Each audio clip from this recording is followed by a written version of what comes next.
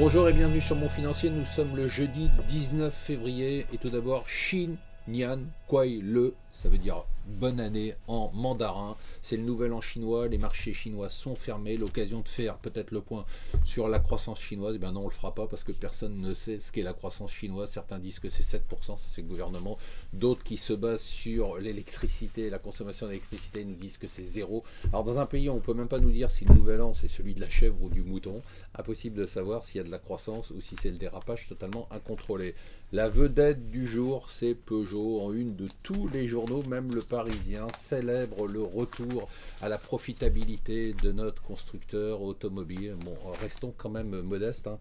Le profit de la branche automobile, c'est 63 millions d'euros. Alors c'est toujours mieux qu'une perte de 1 milliard comme l'année dernière, mais c'est quand même pas de quoi se taper le cul par terre. Le CAC qui est toujours au plus haut, donc ça continue, pas d'inquiétude de ce côté-là pour l'instant.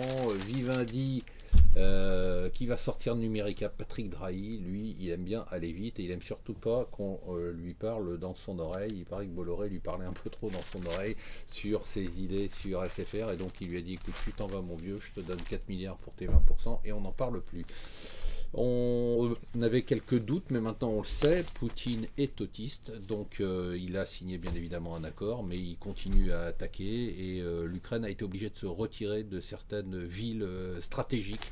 Donc on ne sait pas du tout comment cette histoire-là va aboutir, elle ne se finit pas, elle ne s'arrête pas. Ce qu'on sait par contre, c'est que la Grèce a enterré ses espoirs de révolutionner la zone euro.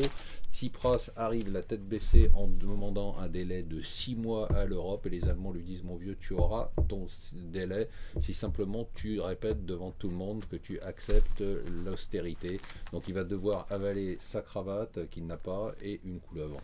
Le crowdfunding célébré en France, 152 millions d'euros. Alors si on se ramène à l'ensemble des crédits en France c'est peanuts, mais c'est 84% de plus que l'année dernière, c'est toujours mieux que rien. Et enfin HSBC qui n'en finit pas de sombrer en Suisse. Maintenant, c'est la justice suisse. Il était temps quand même qu'il s'y intéresse. Ça se passe en Suisse. La justice suisse qui vient juste de lancer une procédure contre HSBC.